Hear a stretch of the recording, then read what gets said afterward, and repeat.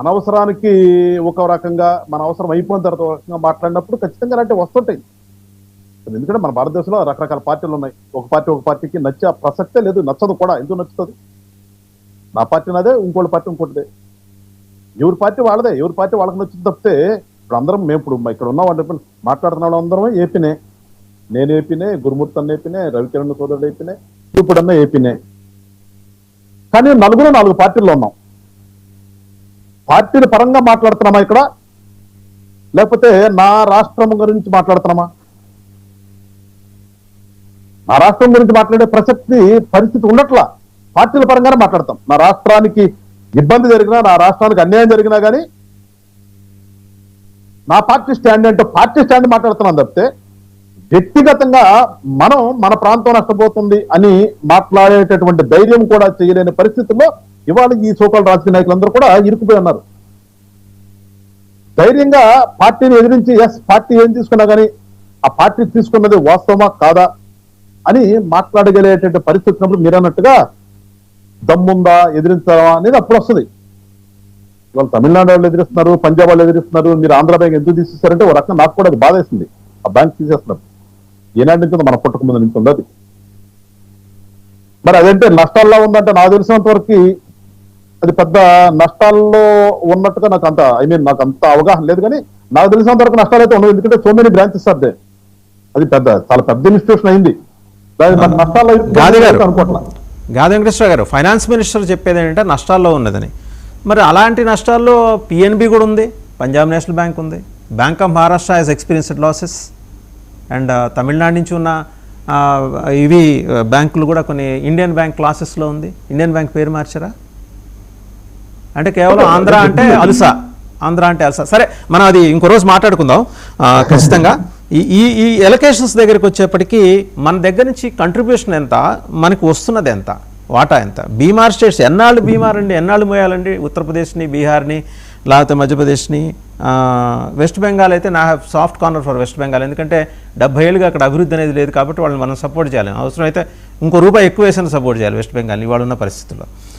కానీ ఉత్తరప్రదేశ్కి, బీహార్కి, మధ్యప్రదేశ్కి ఎందుకు మనం పే చేస్తున్న ట్యాక్సెస్ నుంచి ఒక చంక్ తీసుకొచ్చి అక్కడ పెట్టాలి?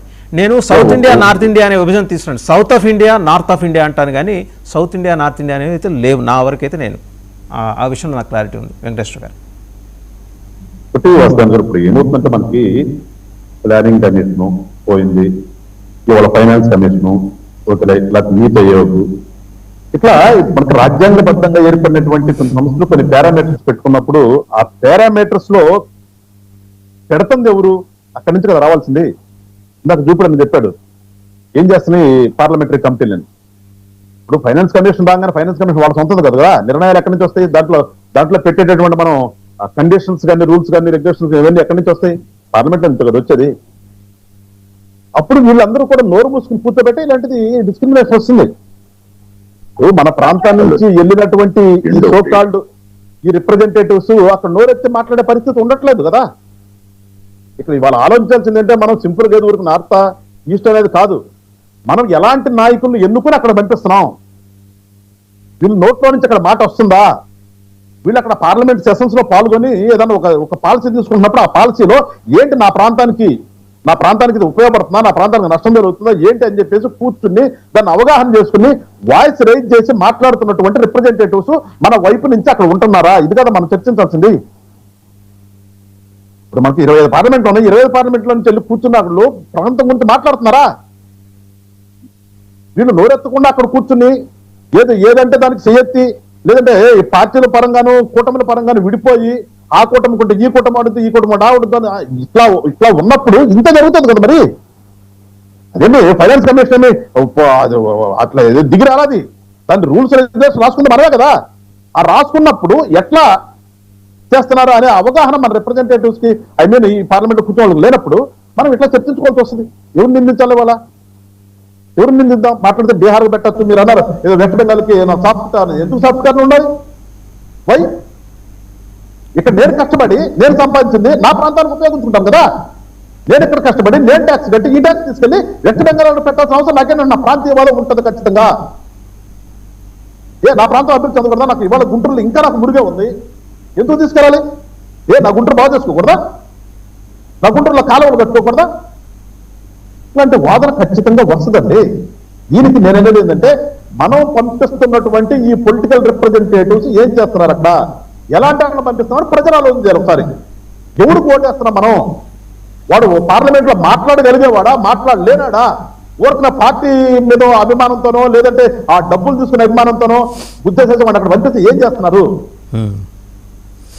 ఇది కదా ఆలోచించాల్సింది. ఇవన్నీ అయితే అంటే నేను అనుకుంటున్నాను, రేపు ఎలాగో ముఖ్యమంత్రి గారు ఉప ముఖ్యమంత్రి గారు ఢిల్లీ వెళ్తున్నారు కాబట్టి ఇలాంటి సున్నితమైన అంశాల ప్రస్తావన ఏదైనా అంటే సందర్భం కాకపోవచ్చు రేపు, కానీ చేయాల్సిన నెసిటీ అయితే అక్కడ ఉంది, చేస్తారేమో. ఒకసారి మనం గురుమూర్తి గారి దగ్గరికి వెళ్దాం, తెలుగుదేశం పార్టీ కృష్ణా జిల్లా అధ్యక్షులు గురుమూర్తి గారు.